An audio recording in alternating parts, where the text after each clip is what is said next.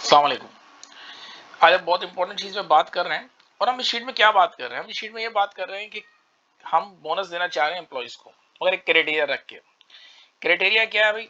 Criteria ये है कि आप बोनस देंगे इक्वल टू से फार्मूला स्टार्ट करेंगे इफ, क्योंकि हम क्राइटेरिया की बात कर रहे हैं, जहाँ कंडीशन की बात करते हैं वहां माइक्रोसॉफ्ट एक्सेल में हम इफ का फार्मूला यूज करते हैं। इफ जो कि रेंज E3 सेल जिसमें सैलरी की अमाउंट लिखी हुई है ग्रेटर देन हो इक्वल टू हो किससे हो भाई? 1,50,000। 1,50,000 से हो तो क्या करे? क्या करे? E3 इसी को सेलेक्ट करें, सेल को दोबारा से मल्टीप्लाई बाय 10% कैलकुलेट करें, डिवाइडेड बाय 100 कर दे। यानी अगर E3 ग्रेटर देन या बराबर हो 1,50,000 के तो वो E3 के ऊपर 10% कैलकुलेट करेगा। लेकिन अगर वो ना हो तो फिर लिख they not in a criteria, not in a criteria.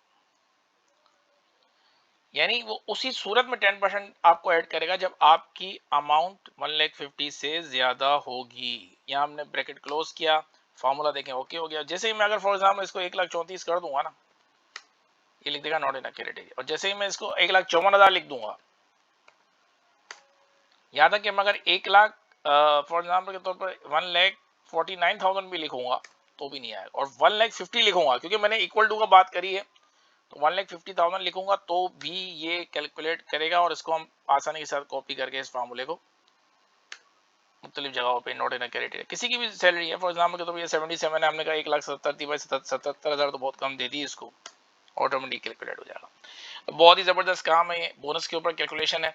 हम देखिए क्राइटेरिया बना रहे हैं, हम सबको बोनस नहीं देना चाह रहे, हम एक पर्टिकुलर बात कर रहे हैं कि भाई अगर ये हुआ, अगर उसकी सैलरी 1,50,000 से ज्यादा हुई तो हम बोनस देंगे, अदरवाइज नहीं देंगे। इंशाल्लाह नेक्स्ट वीडियो में मजीद हम इंफॉर्मेटिव चीजों की बात